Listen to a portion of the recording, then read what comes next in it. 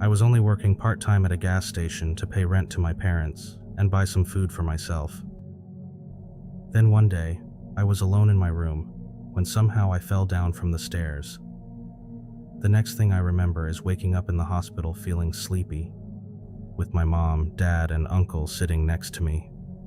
It was a tough time for me, and I have to say my uncle was my best friend during those hard years.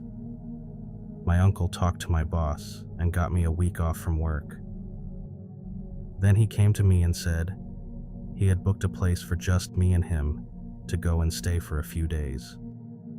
He said it would help me relax and let me clear my mind.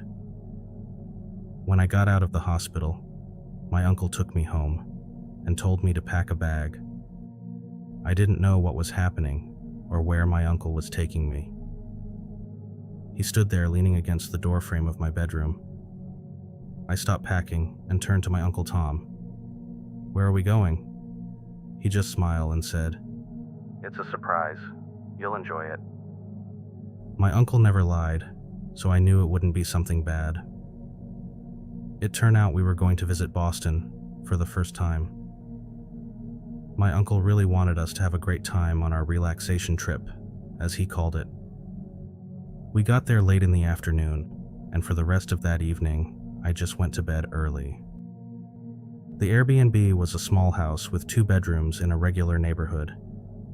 It wasn't fancy, but it wasn't run down either. The next morning, I woke up really early because I had fallen asleep around 5 p.m. the night before. I hadn't eaten anything either, so I was really hungry. It was around 5 o'clock in the morning. I went to the living room, and my uncle was already awake because he always wakes up early. We decided to go out that day to the nearby arcades and movies. After a long but good day, we came back home.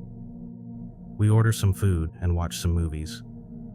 Everything was going well now, and I was looking forward to another 2 days of just chilling.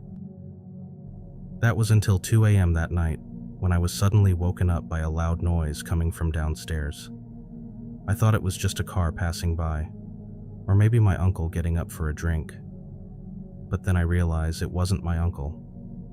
It sounded like 3 or maybe 4 men were breaking things downstairs.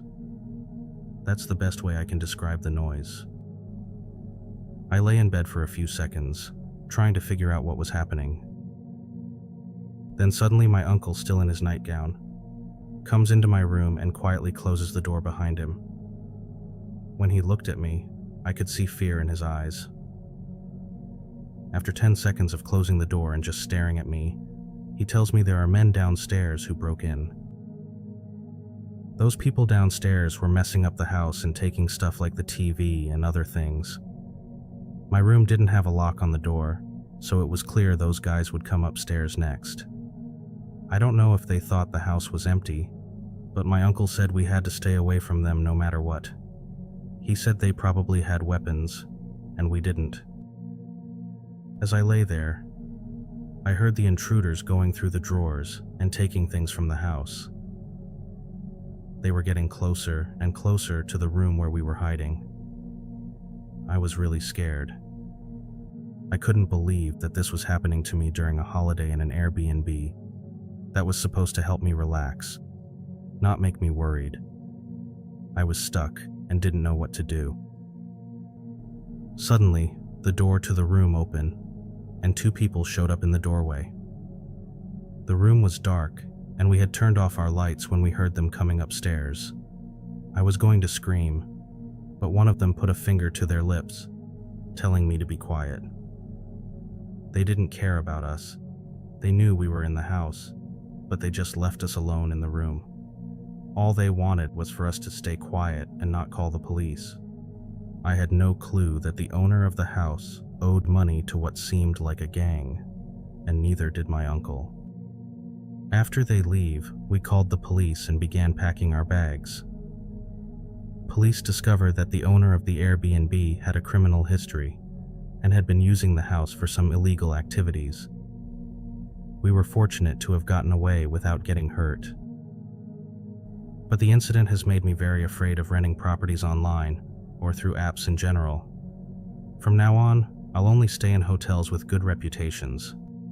My uncle seemed really shaken up, to say the least.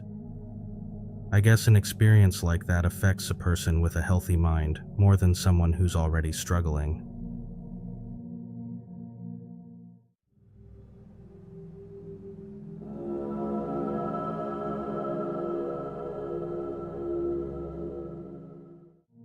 I went to a big old castle in Nottingham with my friends for a party before my friend's wedding. We got invited to it because my friend was getting married. It was super expensive to stay there for a night. The castle looked amazing.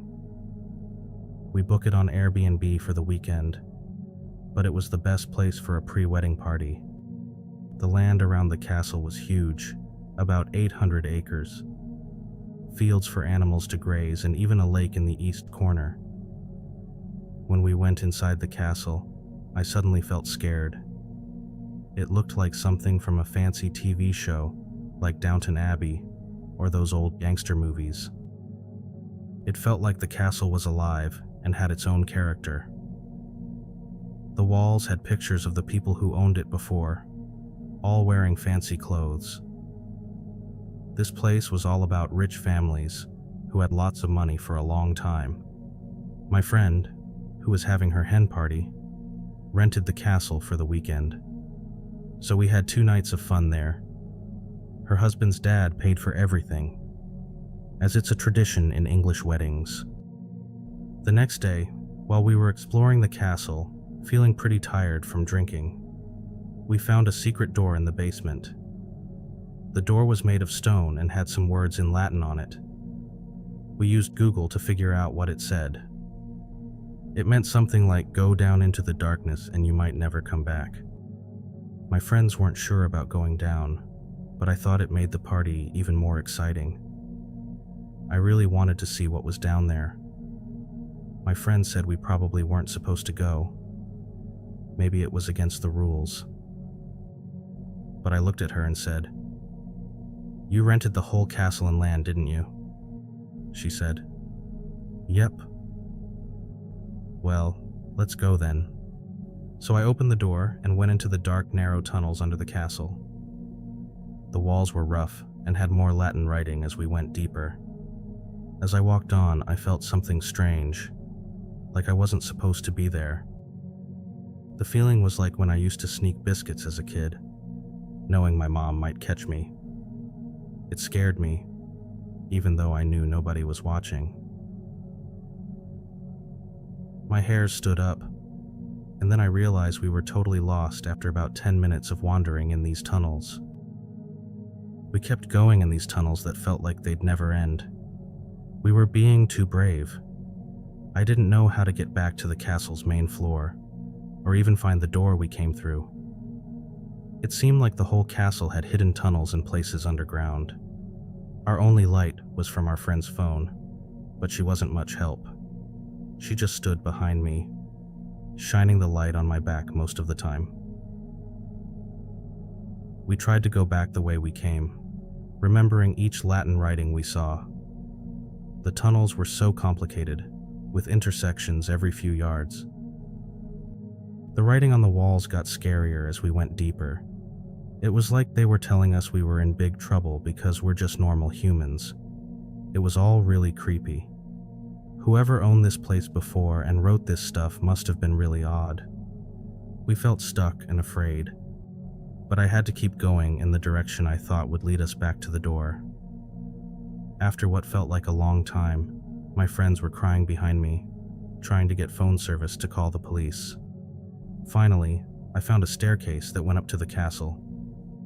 I ran up the stairs and pushed my elbow into the wooden door, which opened to the castle's main floor. Getting lost is scary enough, but feeling like you might die down there is even worse.